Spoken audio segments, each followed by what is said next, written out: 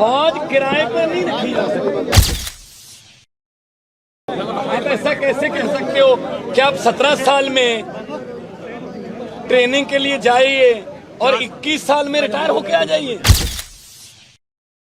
भूतपूर्व सैनिक बन जाइए 21 साल में। क्या आप उनको किराए पे रखोगे कि आ जाओ जी 4 साल के बाद आपको भूतपूर्व सैनिक साबका बना देंगे। ये नेता तो कभी रिटायर नहीं होते हैं, सिर्फ जनता ही रिटायर होती है, और वो भी सैनिक।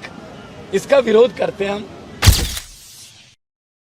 अगर ये बहुत ही अच्छी स्कीम है तो बीजेपी के नेताओं के बेटे फौज में जाएं और 4 साल बाद भूतपूर्व सैनिक बनकर आ जाएं।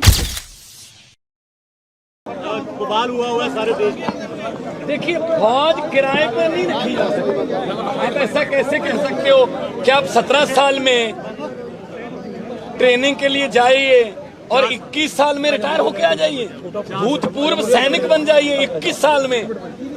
तो ये तो ठीक नहीं है। 4 साल जिन्होंने देश के लिए बहुत ही उल्ट हालातों में काम करना होता है, जब हम अपने बच्चों के साथ सो रहे होते हैं एसी लगाकर, तब वो 50-55 डिग्री सेल्सियस जैसलमेर और गंगानगर के बॉर्डर पर हमारे सैनिक काम कर रहे होते हैं, देश के लिए हमारी रक्षा कर रहे होते हैं। जब हम हीटर लगाकर सोते हैं बच्चों के साथ, तो वो कारगिल की पहाड़ियों में -20 डिग्रीज में काम कर रहे होते हैं।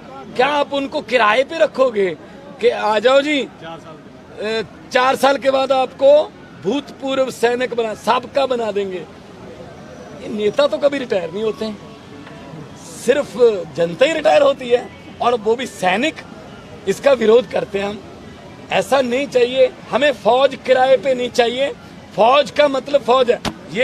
ये खुद ये गांव, इस गांव के बहुत से लड़के फौज में हैं, कुछ शहीद हुए हैं, तो हम सीना तान के खड़े हैं बॉर्डर पर। लेकिन आप हमारी तनख्वाह या पेंशन काट रहे हो, तो ये तो अच्छी बात नहीं है। प्रधानमंत्री क्या अपील करेंगे सर? मैं तो यही अपील करूंगा, ये जो कानून उन्होंने अग्निपथ वाला बनाया है, इसको वापस लें।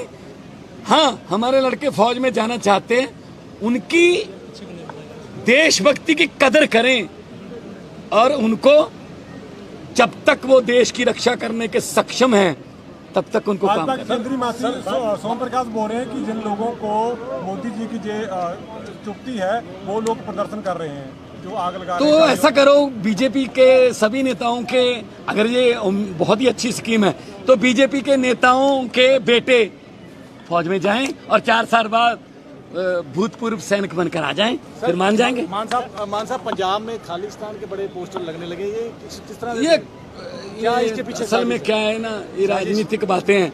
उनको ये लगता है कि आम घर का बेटा, एक टीचर का बेटा क्यों आ गया इतनी बड़ी कुर्सी पर, और उनको लगता था महीना 2 महीने चलेंगे।